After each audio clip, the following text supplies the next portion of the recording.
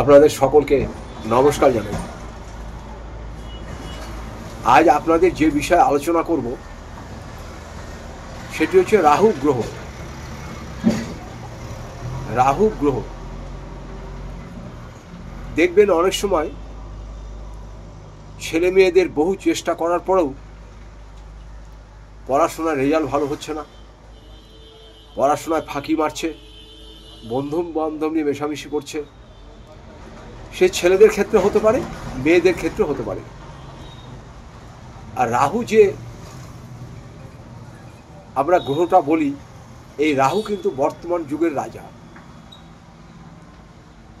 দেখা গেল অনেকেই বলছে আমার সব কাজে বাধা হচ্ছে, অশান্তি হচ্ছে।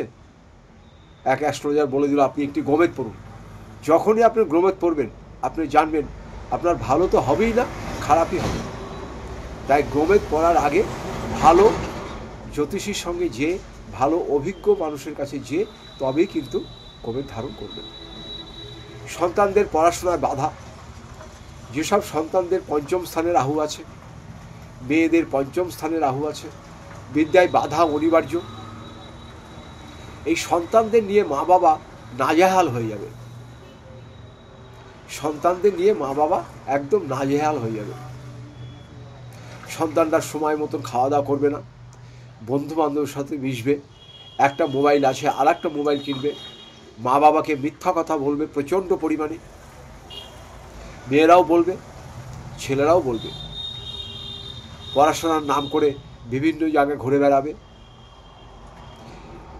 মেয়েরা নিজেদের মোবাইলে ফেক আইডি খুলবে, সে আইডির হয়তো নাম দিয়ে দিল ইনস্টাগ্রাম, খুললো, বান্ধবীদের সঙ্গে কথা বলবে, নাম দিয়ে দিল,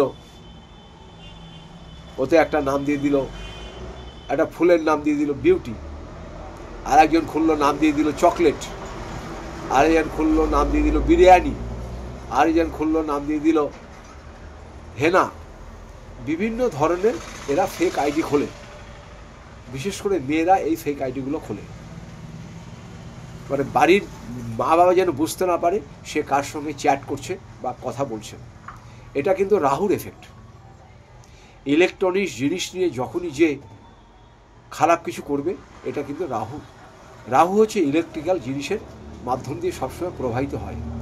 আর ছেলেদের ক্ষেত্রে কী হবে, বাবা মাকে বলবে, প্রেশার দেবে, আমাকে গাড়ি কিনে দাও, ভালো একটি মোবাইল কিনে দাও।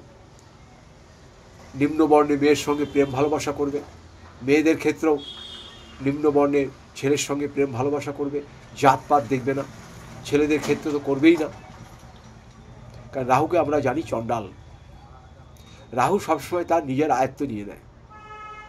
যাদের রাহুর দশা মহাদশা চলছে বা পঞ্চমে রাহু আছে, সপ্তমে রাহু আছে, আপনাদের কিন্তু একটু সতর্ক হয়ে চলতে হবে। সন্তানদের মানুষ করতে গেলে মা বাবা প্রচণ্ড পরিমাণে কষ্ট করে, কিন্তু মা বাবা নাজেহাল হয়ে যাচ্ছে।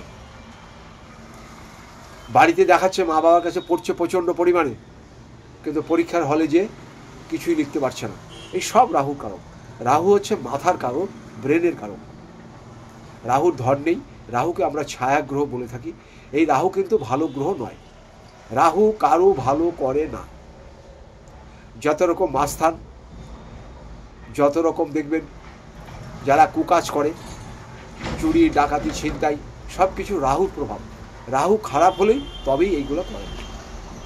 রাহু আজে বাজে বন্ধুর সঙ্গে যোগাযোগ করে দেয়,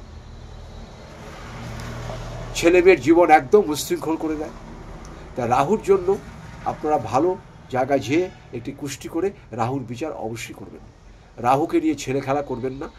আর যার তার কথা শুনে আপনারা গোমেদ ধারণ করাবেন না, যার তার কথা শুনে গোমেদ ধারণ করাবেন না। এটা কিন্তু আপনাদের আমি অনুরোধ করে বলছি। রাহু যে মানুষকে কখন কি করে দেয় এটা একমাত্র ঈশ্বর ছাড়া কেউ জানে না। রাহুকে নিয়ে বেশি ঘাটবেন না। অনেকের রাহুর মহাদশা চলছে, তাকে একটা গোমেদ পরিয়ে দিল। রাহুর যদি দশাই চলে তাহলে আমি পাথর পড়ালেতে সে তো আরও পাওয়ার দিয়ে দেবে, সে তো আমার আরও খারাপ করবে। লোকে নানা রকমভাবে বিভ্রান্ত হয়ে পাথর পড়ছেন।